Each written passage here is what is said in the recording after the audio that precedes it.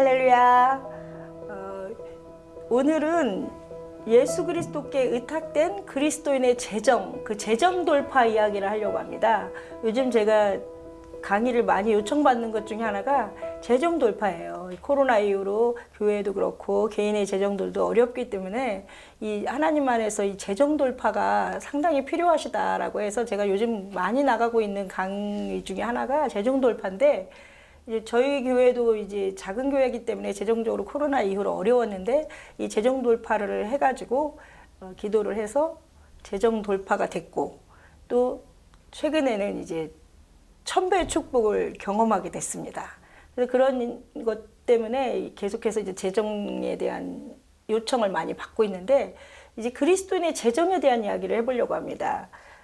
그리스도인의 재정은 고린도후서 9장 6절 7절 말씀인데, 이것이 곧 적게 심는 자는 적게 거두고 많이 심는 자는 많이 거둔다고 하는 말이로다. 각각 그 마음에 정한 대로 할 것이요 인색함이로나 억지로 하지 말지니 하나님은 즐겨내는 자를 사랑하신다. 이 말씀이 기본 근간이 되는 말씀이죠. 우리가 뭐 너무 잘 알고 있다시피 하나님 앞에 드리는 것은 마음을 정해서 드리는 겁니다. 그냥 형편대로 뭐 돈이 좀 있으니까 더 드리고 돈이 없으니까 좀 덜 드리고 뭐 이렇게 드리는 거는 사실은 좋은 헌금의 태도가 아닙니다. 하나님 앞에 정하는 거예요.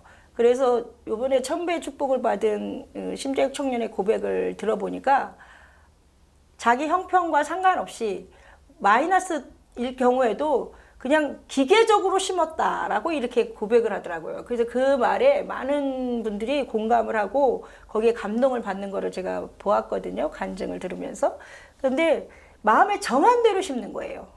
그래서 마음을 정해서 그 정한 거를 기계적으로 심어야 되는 거죠, 실제로는. 근데 인색함으로나 억지로나 심지 말고 자발적으로 기쁨으로 감사함으로 심어야 되는데, 그래서 즐겨내는 자를 하나님 사랑하신다고 하는데, 이게 즐겨내기가 내 형편이 좋을 때는 하나님 앞에 즐겨내게 되죠. 감사하고 즐겨내게 되는데, 이게 어려운 상황이 되고 막 빚을 내야 되는 상황이 돼서 막 빚을 내서 아파트 중도금을 내야 되고 막 이럴 때 즐겨내게 되지가 못하잖아요. 환경과 여건에 따라 마음이 바뀔 수가 있어요. 이때 조심해야 되는 거예요. 하나님께 복을 받는 하나님의 부으심을 체험하는 사람들은 내 환경과 여건과 상관없이 동일하게 하나님 앞에 드려야 된다는 거죠. 이게 영적 법칙입니다. 항상 기뻐하라, 쉬지 말고 기도하라, 범사에 감사하라, 이것도 그런 거잖아요. 우리가 항상 기쁜 일이 있을 때 기뻐하는 거는 쉬운 일인데, 슬픈 일이 있을 때 기뻐하는 거는 쉽지 않잖아요. 그건 믿음으로 보여야 되는 거잖아요. 말씀을 실천하기 위해서 믿음으로 보여야 되는 거기 때문에, 마찬가지로 이 재물에 관한 것도 그렇다고 볼 수 있습니다. 믿음의 재물도 믿음의 고백이거든요. 하나님이 나에게 부으시는, 내가 사용하는 이 재정이 주님께 의탁되었다. 주님이 이끌어 주신다라는 확실한 이 개념이 설정되어 있어야지만 주님께서 우리의 재정을 다루신다는 거죠. 근데 저는 이 부분을 이제 재정 세미나를 가서 할 때, 어머니 얘기를 합니다. 그 어머니가 시장에서 장사를 하셨어요. 아버지가 안 계셔서 3남매를 키우시면서 어린 시절에 도매시장에서 장사를 하셨는데, 장사를 평생 하신 분이라 어려서부터 이제 돈 얘기를 많이 하셨어요. 경제 개념에 대한 얘기를 많이 하셨는데, 그게 이제 세상 사람들의 일반적인 재정에 대한 재정관이죠. 뭐 간단하게 얘기하면 뭐 제가 결혼할 때 뭐 전기세, 수도세, 반찬값 이런 거 아끼지 마라. 이런 거 아끼면 병든다. 이렇게 얘기하시고, 잘 입은 거지가 잘 얻어먹는다 이러면서 옷은 잘 입어야 된다 이런 얘기 하셨어요. 그래서 옷을 입는 거, 젊은이들에게 좋은 옷을 입히고 깔끔하고 예쁜 옷들을 입는 거는 투자입니다. 사실은 그 인생에 대한 기회를 얻기 위한 투자라고 생각합니다. 그래서 그런 이야기 하셨고, 그다음에 돈은 큰 돈에서 모으는 거지 작은 푼돈에서 생활비를 아껴서 돈을 모으는 것이 아니다 이런 얘기를 하셨어요. 그 생활비 푼돈을 아끼면 병에 걸린다. 그래서 더 큰 돈이 나간다 이런 얘기 하셨죠. 그리고 집을 구하고 그럴 때는, 옛날에는 이제 가난했는데 반지하 막 이런 데서도 살고 막 이랬어요. 저지대나 반지하 이런 데서 절대 살지 말고 차라리 산꼭대기에서 살아라. 언덕 위에 살면 비가 오거나 홍수가 지거나 이럴 때 잠기지 않으니까, 자연재해로부터 더 어려움을 당하지 않으니까. 그래서 집을 구할 때는 꼭대기 언덕 꼭대기 얻을전정 지하에는 얻지 말아라 이런 얘기 하셨어요. 왜냐하면 가난한데 침수가 되고 자연재해를 당하면 더 가난해진다 뭐 이런 말씀이셨죠. 그리고 가난한 사람들은 모여 살아야 된다 이런 얘기 하셨어요. 콩 한 쪽도 나눠 먹고 옛날에 그런 말씀들 많이 하잖아요. 왜냐하면 노동력이 재산이기 때문에 식구들이 다 뭐 일을 더 잘하는 사람도 있고 못하는 사람도 있지만 어린아이가 나가서 나뭇가지 하나를 주워오면은 그 나뭇가지가 땔감이 된다 뭐 이런 개념이에요. 그래서 가난한 사람일수록 모여 살아야 된다 이런 말씀들을 하셨어요. 서로 돕고 함께 일하고 그래야 행복하고 가난을 견뎌낼 수 있는 에너지를 얻을 수 있다 이런 얘기였던 것 같아요. 그리고 빚을 지지 마라 이런 얘기를 하셨어요. 빚만 없어도 산다 이런 말씀하셨어요. 이건 뭐 설명 안 해도 잘 알죠. 성경에서도 빚 지지 말라고 하셨으니까요. 그리고 진짜 중요한 제가 잊지 않고 항상 기억하는 말씀 중에 하나가 네 주머니에 있는 돈은 스스로 네 손으로 꺼내서 주기 전에는 상대방이 다른 사람이 가져가지 못한다 이런 얘기 하셨어요. 결국은 남한테 돈 빌려주고 못 받고 이러는 거 그 사람 탓할 거 아닙니다. 내 손으로 준 게 문제예요. 그런 얘기 하셨죠. 그리고 내가 쓰고 싶을 때 꺼내서 쓸 수 있는 돈만 내 돈이다 이런 말씀하셨어요. 누구한테 돈을 빌려줬는데 그 사람이 돈을 안 갚아요. 근데 나는 지금 뭘 해야 돼요. 그래서 돈이 필요해요. 그 사람한테 돈을 갚아달라 했는데 이 사람이 안 갚아줘요. 이럴 때는 어떻게 해야 됩니까? 그건 내 돈이 아니라는 거예요. 그래서 그런 말씀 돈을 이제 언제든지 내가 쓸 수 있을 때 황금성에 대한 이야기라는 거죠. 그래서 황금으로 내가 다 뭐좀 금테크도 하고 뭐 아파트도 하고 막 이러는데 언제든지 현금으로 현금화할 수 있는 돈, 내가 쓰고 싶을 때 현금화할 수 있는 돈만 내 돈이다 이런 말씀하셨어요. 많이 배우신 분이 아닌데 이 장사를 하시면서 이제 체험으로 하신 말씀이었던 것 같아요.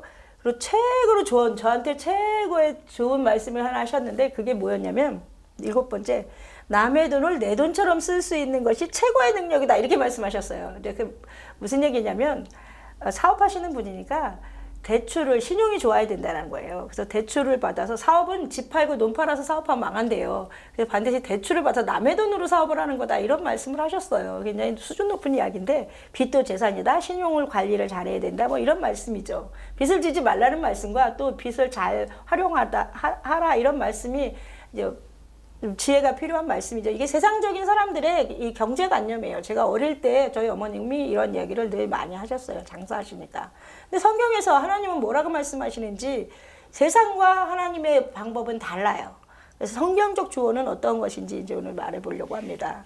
근데 아까 고린도후서 9장 6절 7절에 말한 것처럼 원칙은 너무나 간단해요. 심은 대로 거두는 거예요. 많이 심으면 많이 걷고 뭐 적게 심으면 적게 걷고 뭐 이런 것도 있지만 물질을 심고 영적인 거를 거두려고 하면 안 됩니다. 나는 은사를 너무 받고 싶은데 헌금을 막 하는 사람이 있어요. 헌금을 많이 한다고 내가 은사를 받을 수 있는 건 아니에요. 그래서 물질을 심으면 물질을 받습니다. 기도를 심으면 은사를 받겠죠. 시간을 심을 수도 있고 봉사를 심을 수도 있고 기회를 심을 수도 있고 우리가 심은 대로 받는 거지 뭐 콩 심은 데 콩 나고 팥 심은 데 팥 나는 거지 콩 심고 깨를 거둘 수는 없잖아요. 이런 원리입니다. 그래서 심은 대로 거둔다. 이거를 기억하셔야 되고요. 저는 이제 목사이기 때문에 또 제 자녀가 딸이 목사고 사위도 목사고 또 아들이 하나 있는데 아들은 사업가입니다. 그래서 저는 나이도 있고 그렇기 때문에 목사니까 큰 돈이 필요하지도 않고 뭐 큰 돈을 많이 심지도 못합니다. 그냥 기계적으로 심어요. 기계적으로. 어려운 분들 만나면 그냥 습관적으로 이렇게 심고 뭐 줄 수 있을 때 주고 나누고 심고 하나님 앞에 드리고 이게 그냥 생활인데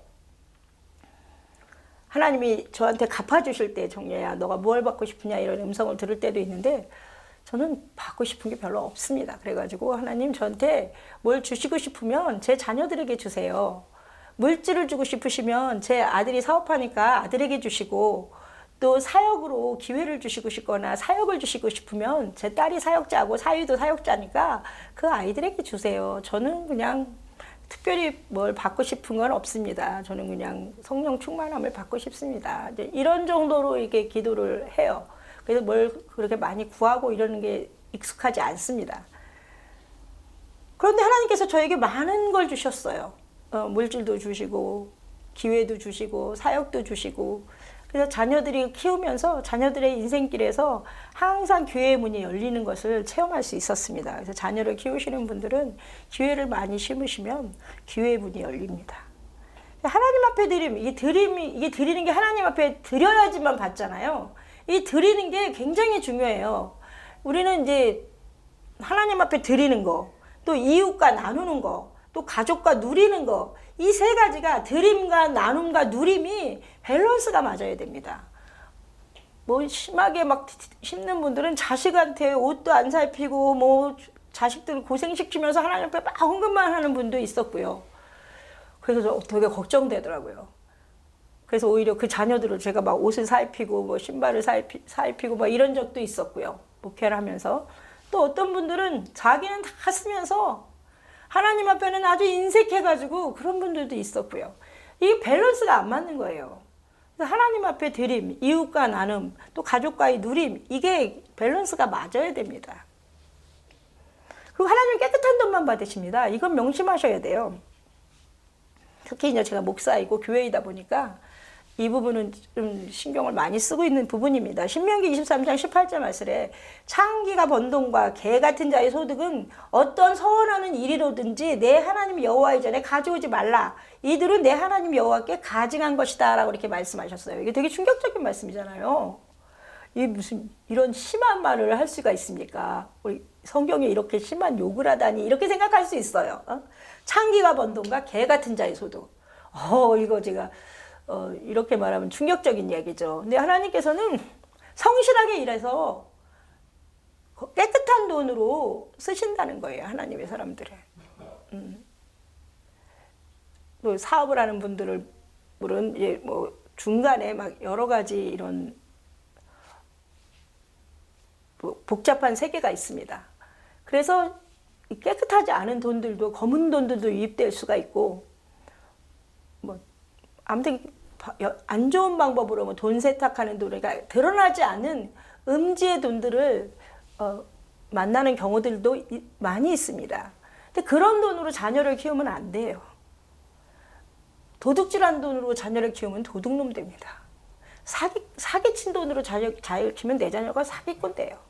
그래서 건강하고 깨끗한 돈으로 노동해서 그 대가를 얻은 돈으로 내가 수고하고 애쓰고 머리 쓰고 힘쓰고 그래서 번 돈으로 건강하게 번 돈으로 자녀를 키우고 해야 또 내 자녀가 잘 되는 겁니다.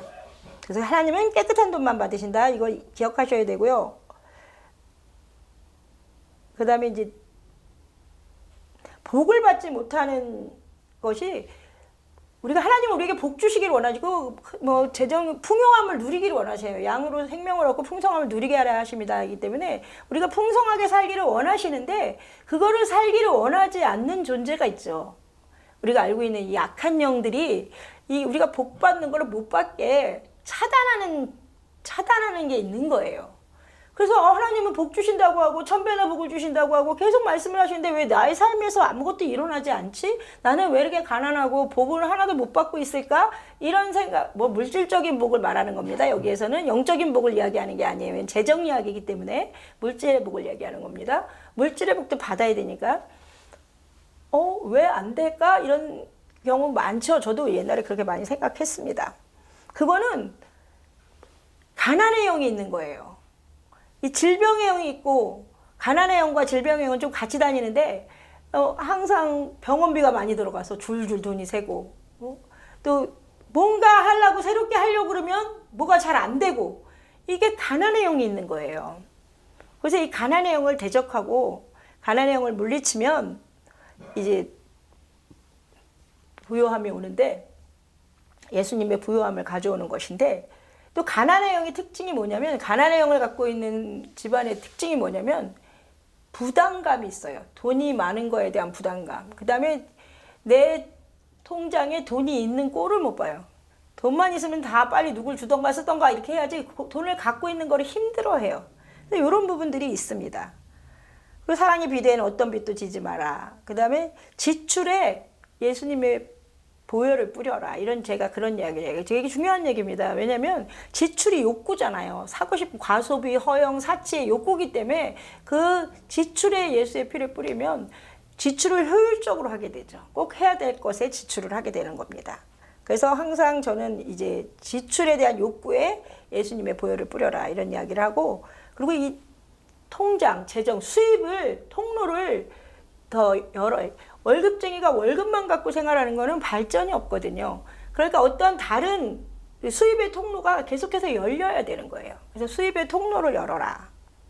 저는 이제 수입 계좌에 기름을 부어라 이렇게 표현하는데, 그 통로를 여는 거 굉장히 중요한 내용이고, 진짜 중요한 내용이 이제 조금 남았는데, 비전에 헌신해라라는 이야기를 합니다. 저는 비전의 사람, 예수 그리스도의 비전의 사람에게 그 비전에 헌신하라. 왜냐면 사도 바울이 아무것도 없을 때 루디아를 만났어요. 루디아 사업가 루디아를 만나고 그 빌립보 교회가 생겨요. 그 빌립보 교회와 루디아와 사도 바울이 연합하면서 이 사도 바울 사역을 지원할 때, 루디아의 사업과 빌립보 교회와 이 사도 바울의 선교 사역이 같이 성장했거든요. 같이 확장됐거든요. 비전의 사람에게, 예수 그리스도의 비전의 사람에게 헌신하라. 저는 이렇게 이야기를 합니다. 그래서 비전에 걸어라. 비전에 헌신해라. 이렇게 얘기합니다. 그리고